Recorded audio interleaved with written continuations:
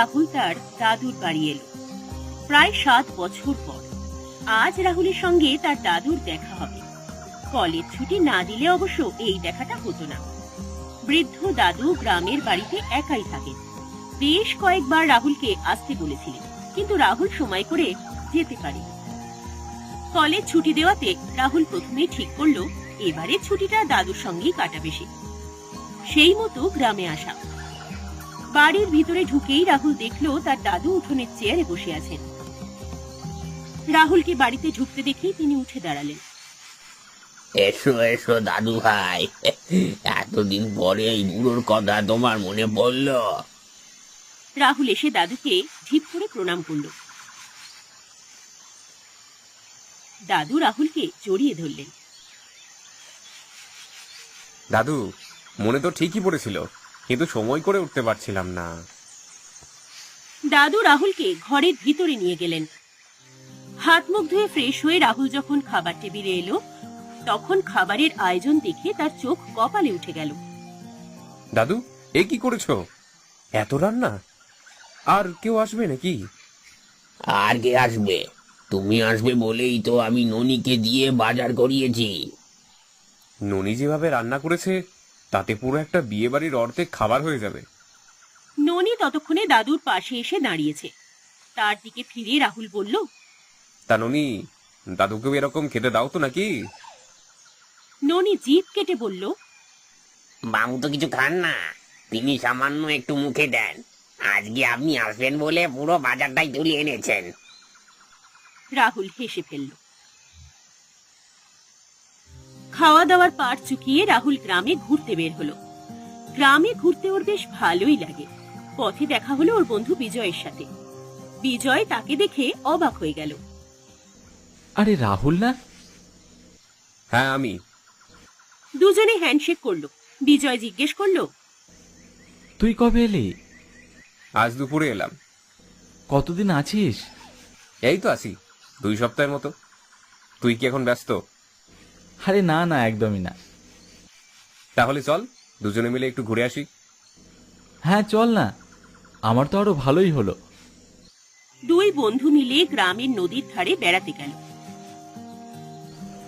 সেখানে দুজনে অনেকক্ষণ আড্ডা দিল। তারপর যখন সন্ধে আসবো আসবো করছে, তখন তাদের টনক নড়ল।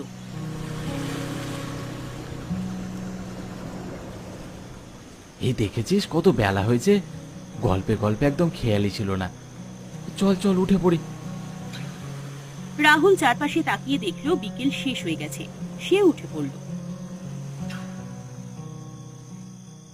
বিজয় রাহুলকে তার দাদুর বাড়ি পর্যন্ত এগিয়ে দিল। তাহলে রাহুল, কাল আবার দেখা হচ্ছে। কাল সকালেই আমি চলে আসবো। আজকে আসি। আচ্ছা, ঠিক আছে। বিজয় নিজের বাড়ির দিকে চলে গেল, আর রাহুল তার বাড়ির ভেতরে গিয়ে ঢুকল। রাতের খাওয়া দাওয়া শেষ করে 10টার সময় রাহুল তার ঘরে ঢুকল। গ্রামে সবাই তাড়াতাড়ি শুয়ে পড়ে। শহরের রাহুলের সেই অভ্যেস নেই, কিন্তু এখানে সময় কাটানোর কিছুই নেই। তাই রাহুল বাতি নিভিয়ে বিছানায় শুয়ে পড়ল। হাবিজাবি ভাবতে ভাবতে রাহুল যে কখন ঘুমিয়ে পড়েছিল তার নিজেরও খেয়াল নেই।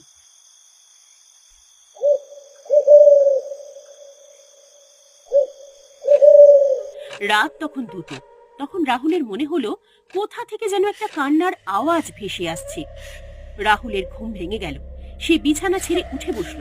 ঘর সম্পূর্ণ অন্ধকার। বিছানায় মাথার কাছেই তার ফোনটা রাখা ছিল। রাহুল ফোনের টর্চ জ্বালাল। সেই কান্নার শব্দটা এখনো পাচ্ছে সে।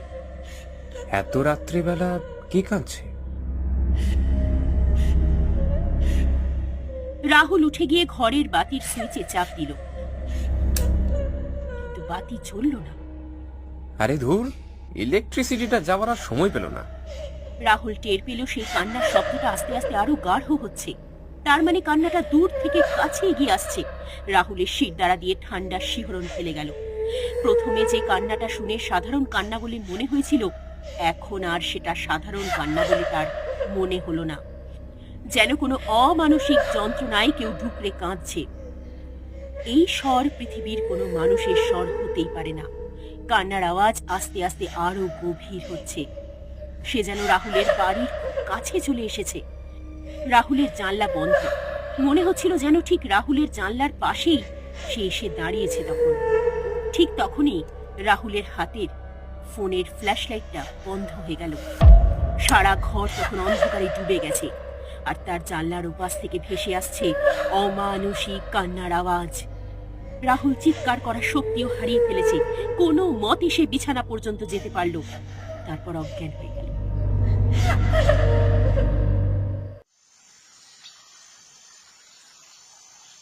পরদিন সকালে যখন রাহুলের ঘুম ভাঙল, সে বিছানায় একইভাবে শুয়ে আছে।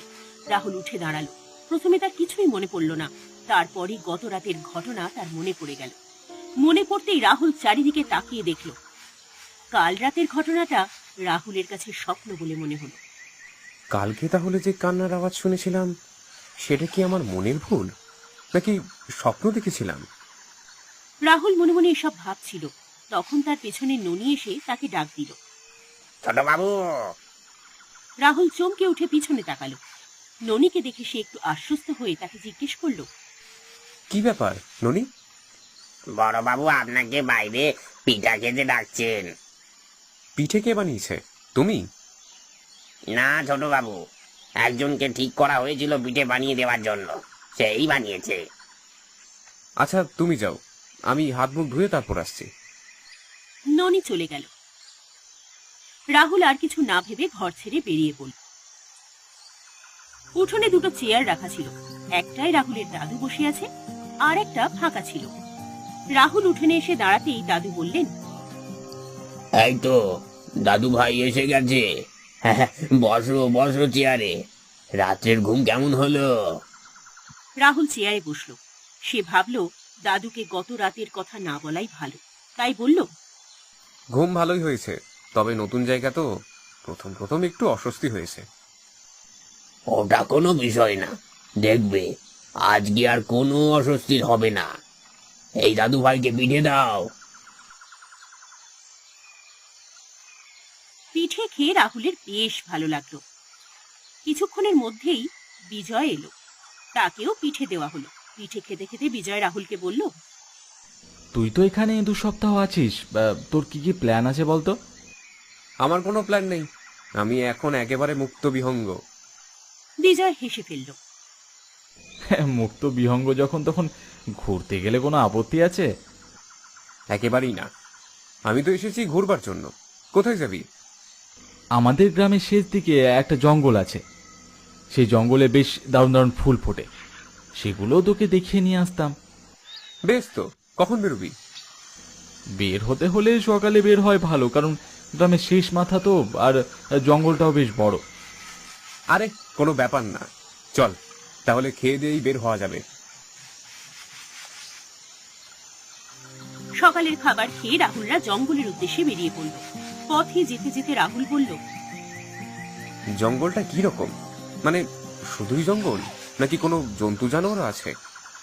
শুধু জঙ্গলই বলা চলে, শুনেছি আগে নাকি ভাল্লুক থাকতো, তবে এখন কোনো জন্তু জানোয়ার নেই। ওই জঙ্গলই বলা চলে, তবে অনেক ঘন জঙ্গল।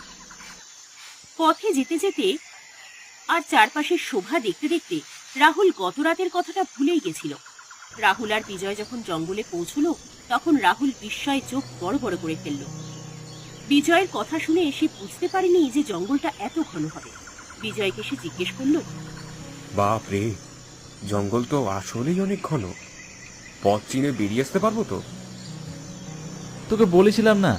হ্যাঁ, তবে পথ চেনার কোনো চিন্তা নেই, এখানে কাঠুরেরা কাঠ কাটতে আসে।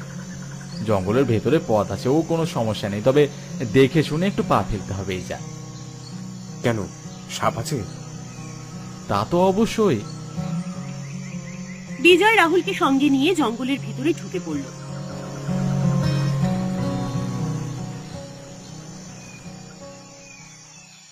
জঙ্গলের ভিতরে পায়ে হাঁটা পথ আছে। তারা হাঁটতে হাঁটতে ভিতরে পৌঁছলো।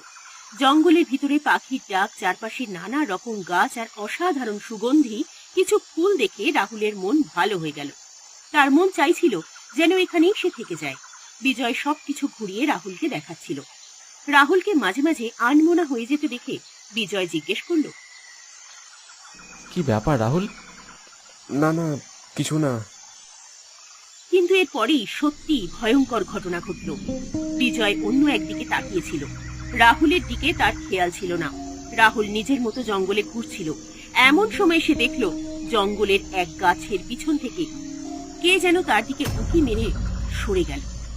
রাহুল মুখে কিছু না বলে সেই গাছটার দিকে এগিয়ে যেতে থাকলো।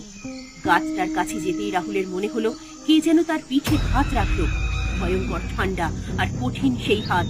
রাহুলের দেহ সম্পূর্ণ অসাড় হয়ে গেল। সেই কান্নার আওয়াজটা আবার সে শুনতে পাচ্ছে।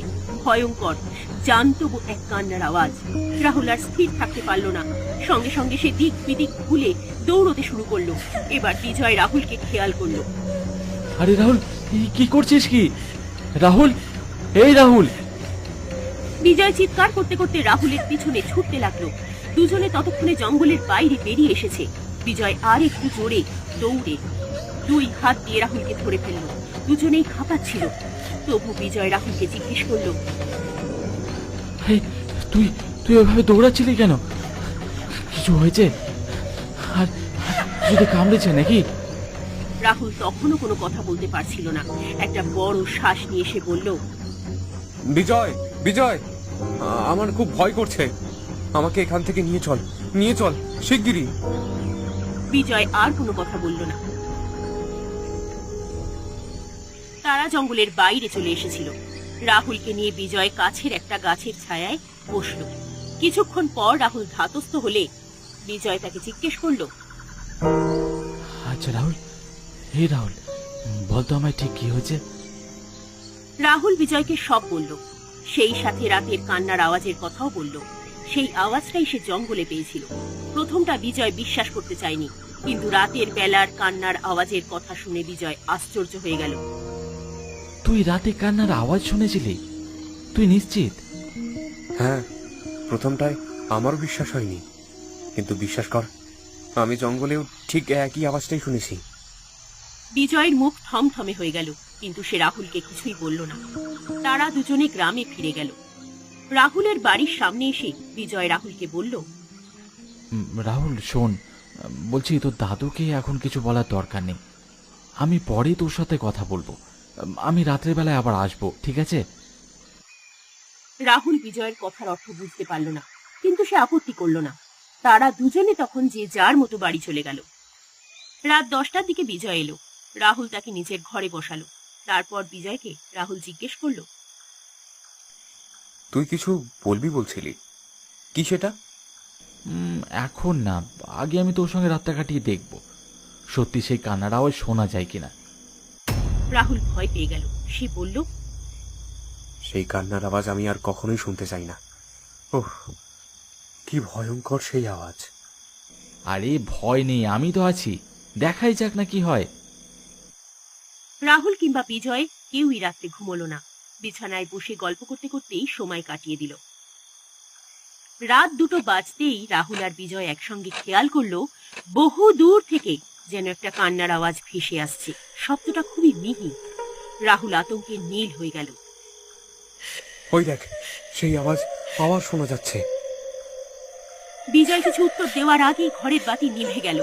বিজয় নিজের মোবাইলের টর্চটা জ্বালানোর চেষ্টা করলো, কিন্তু সেটাও জ্বলল না। এদিকে কান্নার শব্দ আস্তে আস্তে গভীর হয়ে আসছে। তার মানে শব্দের মালিক রাহুলের বাড়ির আরো কাছে এগিয়ে আসছে। বিজয় সাহসী ছেলে, কিন্তু তারও বুক ভয়তে কেঁপে উঠল। এই কান্না কোনো মানুষের নয়, যেন কোনো পরলৌকিক জীবের আহত গর্জন। সেই শব্দ কানে শোনা যায় না। শব্দটা একেবারে ওদের জানলার কাছে এসে তীব্র আকার ধারণ করলো। রাহুল এবং বিজয় দুজনেই তাদের কানে হাত দিল। কিছুক্ষণ পর তারা দুজনে অজ্ঞান হয়ে পড়ল।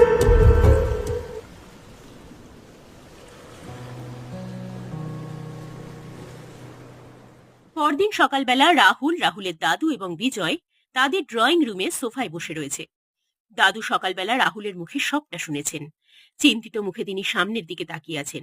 কিছুক্ষণ পর রাহুল জিজ্ঞেস করল,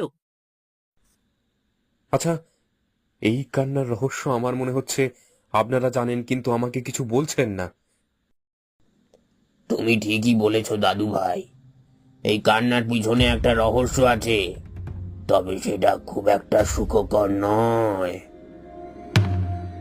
তোমরা যে জঙ্গলে বেড়াতে গিয়েছিলে, এটা আসলে পুরোপুরি কোনো জঙ্গল ছিল না, ছিল একটা বাগান বাড়ি।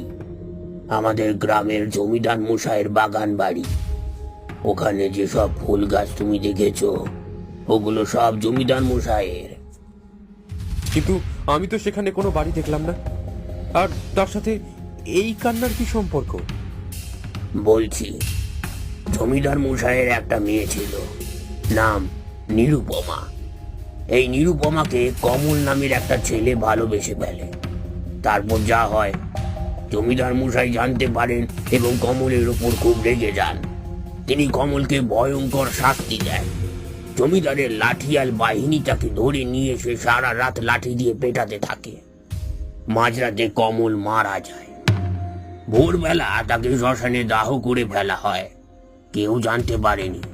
কিন্তু 2 দিন পর এক রাতের বেলা গ্রামের সবাই ভয়ঙ্কর এক কান্নার আওয়াজ শুনতে পেল। তুমি ঠিক যেরকমটা বললে, ঠিক সেই রকম কান্নার আওয়াজটা গ্রাম থেকে আস্তে আস্তে জমিদারের বাগান বাড়ির দিকে যেতে থাকলো। আর তারপরেই জমিদার বাড়িতে আগুন লাগলো। ভয়ঙ্কর সেই আগুন পুরো গ্রাম দেখতে পেয়েছিল। সবাই যখন সেখানে গিয়ে পৌঁছালো, তখন সেখানে আর কিছুই ছিল না, শুধু পড়েছিল এক রাশছাই। জঙ্গলের ভেতরটা কেটে বাড়ি বানানো হয়েছিল। পানির ব্যবস্থা করা যায়নি, তাই সবাই পুড়ে মারা গিয়েছিল সেদিন। এটুকু বলার পর দাদু থামলেন। রাহুল জিজ্ঞেস করলো, তাহলে তো কমল তার প্রতিশোধ নিয়ে নিয়েছে। তাহলে কেন সে আবার কাঁদছে? কি চাইছে? এবার বিজয় কথা বলল। সেটা তো আমারও প্রশ্ন। আর আমরা কেউই সেই আওয়াজ শুনতে পাচ্ছি না, শুনতে পাচ্ছিস শুধু তুই। সেই ঘটনা ঘটেছে আজ বহু বছর আগে, তাও সেই আওয়াজ কেন শুনতে পাচ্ছিস তুই? বিজয়, তুমি আর রাহুল গিয়ে সেই সন্ন্যাসীর সঙ্গে দেখা করো। গ্রামের উত্তরপাড়ায় যিনি থাকেন? হ্যাঁ, এর যদি কোনো সমাধান কেউ করতে পারে, তাহলে একমাত্র তিনিই পারবেন।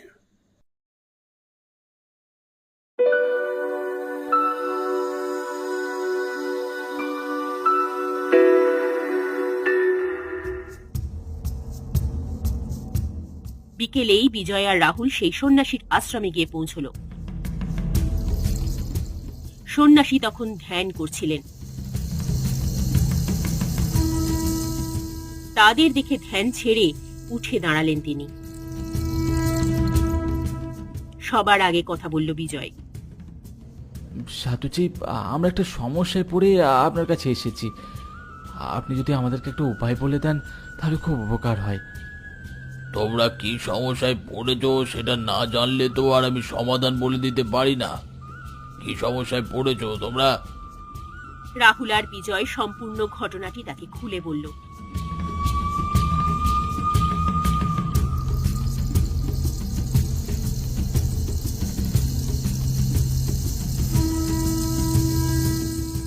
সব শুনে সন্ন্যাসী বেশ খানিকক্ষণ চিন্তা করলেন, তারপর বললেন, অবঘাতে মৃত আত্মা আবার ফিরে এসেছে। তার মানে অমঙ্গলের বাণী বয়ে নিয়ে এসেছে। সেই জমিদার বাড়িতে যেতে হবে। রাহুল আর বিজয় দুজনেই চমকে উঠল।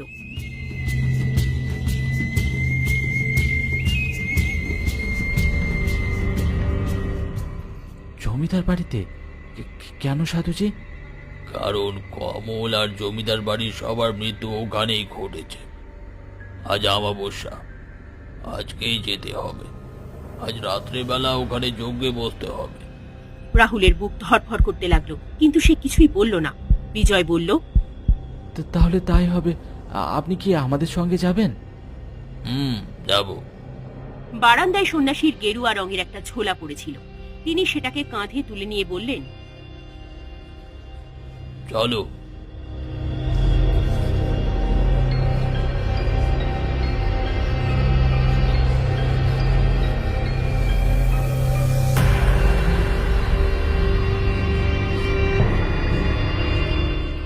সন্ন্যাসীকে নিয়ে রাহুল ও বিজয় তাদের গ্রামের দিকে চলল।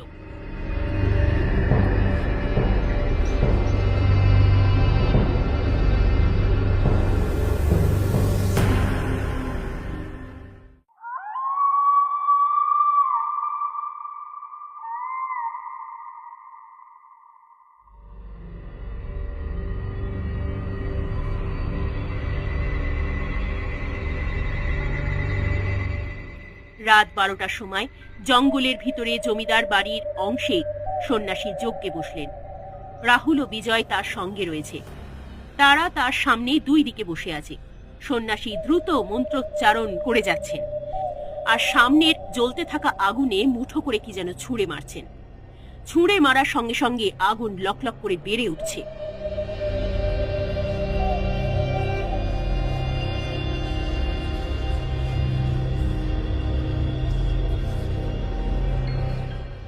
বেশ কিছুক্ষণ কেটে যাওয়ার পর রাহুলের মনে হলো জঙ্গলের প্রত্যেকটা গাছের আড়াল থেকে কারা যেন বেরিয়ে আসছে।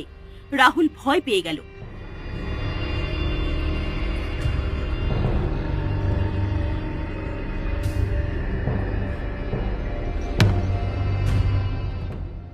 ওরা আসছে, তবে তোমরা কিন্তু ভয় পেও না, সামনের দিকে তাকিয়ে থাকো। সন্ন্যাসীর কথা শেষ হওয়া মাত্রই চারিদিক কাঁপিয়ে কান্নার আওয়াজ শুরু হলো, কিন্তু সন্ন্যাসী মন্ত্র পড়া থামালেন না। ওম হ্রিং ক্লীং কালিকায় নমঃ, ওম হ্রিং ক্লীং কালিকায় নমঃ, সন্বাসিনী দেবদেশায় নমঃ, ওম হ্রিং চন্দ্রায় দায় নমঃ, আলাই রবাই রবন্ধায় সাহা বৈকিত্রবীহ নমঃ, ওম হ্রিং দৈবৈ সাহা এই বৈ সাইব হইবৎসম্ভা। রাহুল আর বিজয় ভয় পেয়ে গেলেও তাদের নিজেদের জায়গায় তারা বসে থাকে। ছায়ামূর্তিগুলো ক্রমেই তাদের দিকে এগিয়ে আসতে শুরু করলো। সেই সাথে বাড়তে থাকলো কান্নার আওয়াজ। সন্ন্যাসী এবার উঠে দাঁড়ালেন।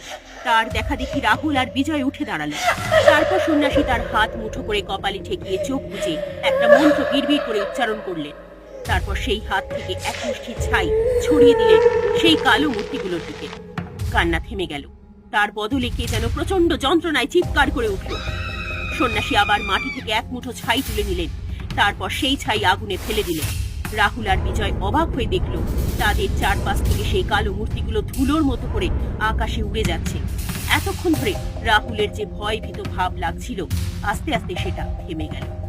রাহুল বুঝল এখন তারা বিপদমুক্ত হয়েছে।